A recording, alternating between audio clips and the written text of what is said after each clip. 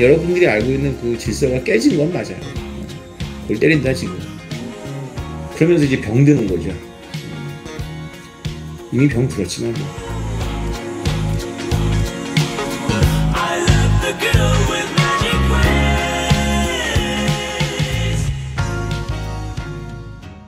근대성이라는 게 우리가 지금 하고 있는 이 프로젝트하고도 관련이 있고, 근대성이라는 게 이제 이 사람들이 그 우리 비트코인을 그 로빙 말고 비트코인 현상을 이제 그 일반인뿐만 아니라 지식인들이 잘 그 납득을 안 하는 이유 중에 하나가 이게 근대화의 산물이에요. 뭐가 근대화의 산물이냐면 우리가 지금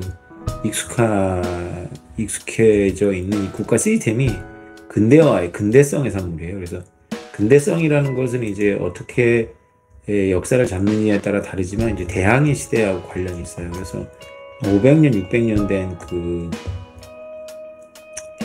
그 격변의 역사인데 그 근대성에 대해서 이제 공부를 해야죠. 그래서 우리가 알고 있는 근대사라는 게 되게 압축적인 거기 때문에 별일이 다 일어났거든요.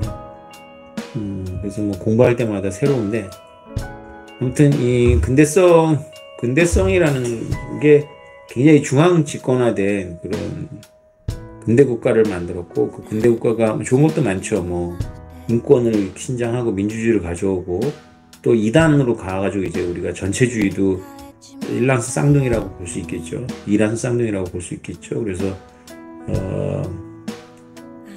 뭐 그런 끔찍한 2단도 나오지만 또 좋은 점도 있는데, 기본적으로 이제 중앙화 되어 있고, 근데 또 이제 그게 격번 속으로 들어가고 있죠. 지금 IT 기술의 발달이라든가, 뭐 우리가 비트코인도 그 중에 하나고, 뭐 인터넷, 메타버스, 그리고 AI 이런 것들이 또 이 근대성에 어떤 영향을 미칠지, 이런 거 이제 인문학적인 주제죠. 그래서 두루두루 가끔씩 시간 있을 때마다 이제 책을 구해서 읽고 있는데, 재미는 없어요.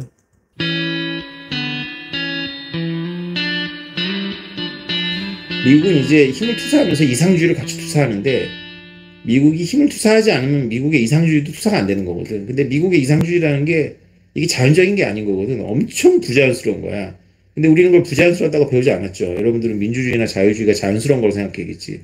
그럼 자연스럽다라면 왜 초창기부터 안 했냐고. 왜 조선시대 때도 안 했냐고. 왜 신라시대 때도 안 했냐라는 질문을 해봐야 될 거 아니야. 그게 자연스럽다며. 그러면 석기시대 때도 했어야 될 거 아니야. 안 그렇습니까, 여러분? 왜 우리나라 역사 내내 안 하다가 왜 최근에 해? 민주주의가 이렇게 자연스러운 거를. 이게 뭘 의미해? 엄청 자연스럽지 않다라는 거야.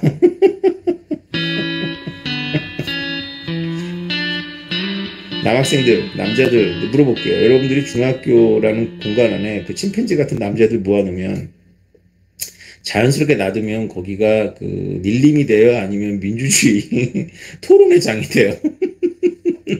한번 물어봅시다. 우리 경험해봤잖아.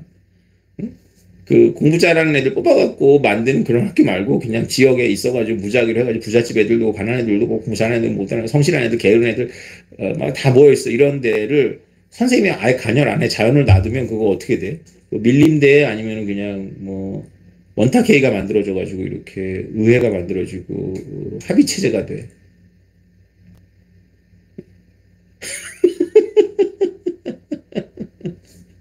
자연스러운 건 그런 게 자연스러운 거야.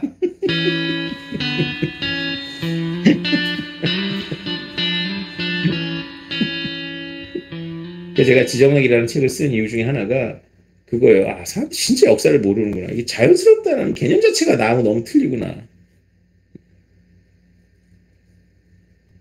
여러분들이 뭐 미국을 좋아할지 일본을 좋아할지 중국을 좋아할지 제가 어떻게 알아요. 그냥 우리는 그런 거는 잘 모르겠고, 각자의 뭐 성향도 있고 취향도 있는 건데, 뭐 팩트는 우리가 존중을 하면서 이렇게 그 생각을 해야죠. 근데 그래야 여러분들이 앞으로 투자 생활도 그렇고 뭐 삶에도 그런데, 하여튼 여러분들이 알고 있는 그 질서가 깨진 건 맞아요. 골 때린다 지금.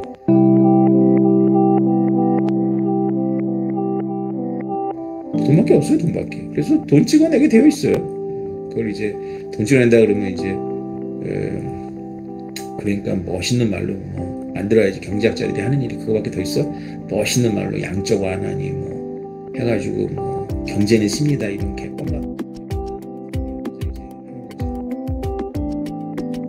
경제가 뭐가 쉽냐? 경제가 이 말도 어폐가 있지만 경제는 심리라 그래가지고 하여튼 이 경제는 정치하고 다르죠. 경제는 엄연한 현실이고 우리 먹고 사는 거니까 누군가 만들어야 되고 누군가 노동을 들여가야 되고 누군가 미래를 계획해야 되고 누군가 저축해야 되고 누군가 투자해야 되고 누군가 연구해야 돼서 나오는 게 경제인데 경제는 쉽니다. 경제는 쉽니다라는 그 논리의 귀결이 바로 뭐냐면 바로 그게 중립적으로 하는 말이 아니라 정부가 개입해야 된다는 말에 한자를 깔고 들어가는 거거든요. 경제는 쉽니다라는 게. 그 맨날 뭐 펀더멘탈은 튼튼하다 이렇게 얘기해야 되는 거죠. 그렇습니다. 여러분 살고 있는 세계가 그런 근대성 안에 있고 근대 국가 안에 있고 여러분들마저도 저한테 이런 얘기 들을 때는 한번 생각해 보는 거죠. 사실은 국가한테 엄청 의지하잖아요. 그죠?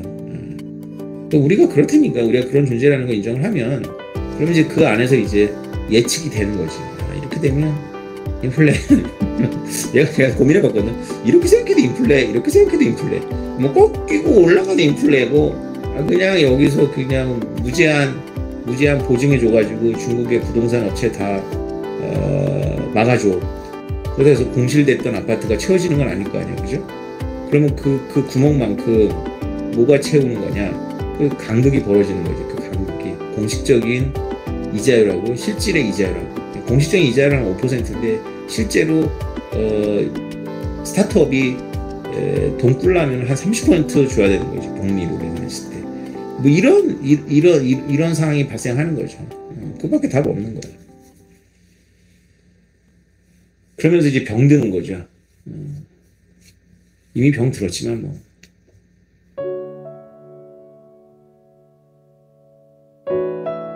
뭔가 이렇게 부도를 내고 했을 때는 그게 실패했기 때문에 부도가 나는 거 아니에요? 그러면 실패한 부도에 대해서는 이제 사회가 치유를 해야 되는데 누군가는 그거를 대신 내줘야 되는 거거든. 치유라는 게. 그러니까 보통은 시장경제에서 위험을 부담하는 사람들한테 책임을 전가하는 거거든요. 그러니까 위험을 부담하는 사람들이 높은 수익을 추구하니까 위험을 이제 추구하는 사람들이 영끌해가지고 부동산 투자하는 사람들이 벌을 받는 거예요. 원래 때를 잘 만나면 올라가지만 잘 만나면 벌을 받는 거거든요. 그러면서 이제 누구를 보호하는 거냐면 그냥 큰 수익률 없이 성실하게 땀 흘려 먹고 사는 사람들, 땀 흘려 일하는 농부, 땀 흘려 일하는 근로자, 뭐 이런 성실한 사람들이 그냥 뭐 월급쟁이 공무원, 뭐 이런 사람들이 그냥 먹고 살도록 하는 거예요. 근데 이 월급쟁이 공무원이나 뭐 교사나 뭐 농부나 이런 사람들이 갑자기 헷가닥 하는 거지. 나는 맨날 이렇게 사는데 저 새끼들은 뭐 주식 만져가지고 부동산 해가지고 돈을 저렇게 벌어? 짜증난다 해가지고 이런 사람들까지 위험을 추구해. 정부가 그걸 또 반기에 이자를 낮춰가지고 막 투자하게끔 해갖고 그래가지고 이렇게 하다가 이거 징벌을 받으면 이제 일반인들이 징벌을 받는 거잖아요. 왜냐면 원래 위험 추구를 안 하는 사람들이 눈이 헷가닥 돌아가지고 드라마 봐도 부자들이 나오고 막 하니까 못 살겠는 거야. 그래서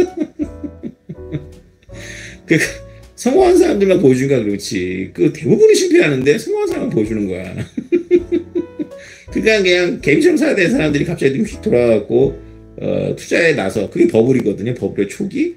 그러다가 이제 그게 딱 하면 다 시험 다 낙방이야. 그러면 원래는 이제 공부 안 하는 애들만 낙방하고 공부하는 애들은 그냥 적당하게 이렇게 가는 시스템이 건강한 시스템인데 모두가 낙방하게 생겼단 말이에요. 그래서 그냥 다 구제를 해줘. 왜냐하면 성실한 사람들이 없었어. 사실은 다 벌을 받아야 되는데 성실하다고 간주되는 본인은 성실하대. 성실하게 간주된 사람들까지 다 독박을 쓰게 되거든. 이거 망하게 놔두면. 그래서 원래 경제의 논리에 의하면 잘못된 투자에 대해서 징벌을 받는 과정이 바로 청산의 과정이면서 이렇게 경제가 굴러가는 건데 잘못된 행위를 징벌을 안 해. 왜냐하면 그 잘못된 행위를 모두가 했거든.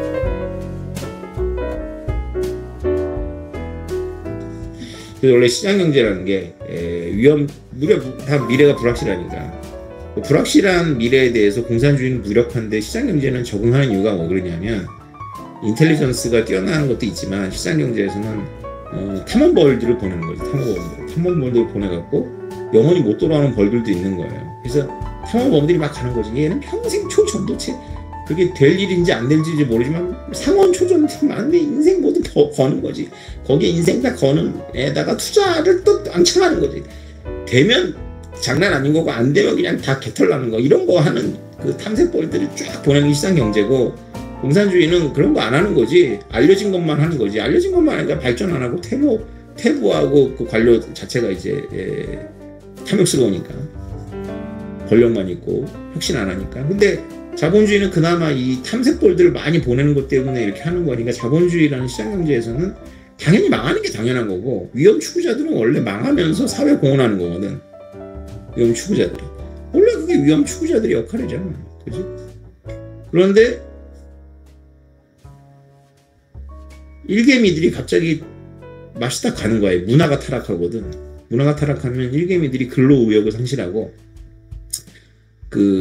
자기가 탐색벌인지 착각을 해. 그래가지고 막 위험을 추구해. 나도 부자가 될 수 있다. 막 알트 사고 이러는 거지. 그러다가 같이 일을 저지르는 거지. 그러면서 거품이 쫙 꺼져. 그러면 이제 모두가 낙방. 모두가 낙방인 사회는 없으니까 모두 구제 이렇게 되는 거거든.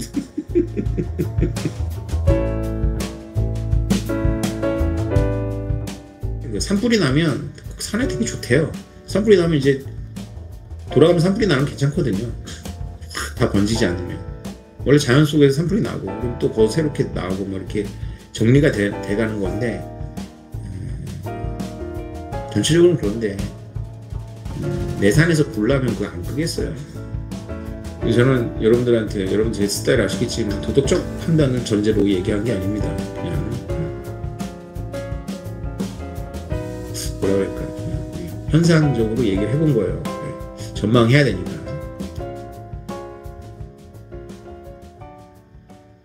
요새 모빅의 근황은 어떻습니까? 모빅 얘기를 안 했네. 모빅 잘 지키고 계세요?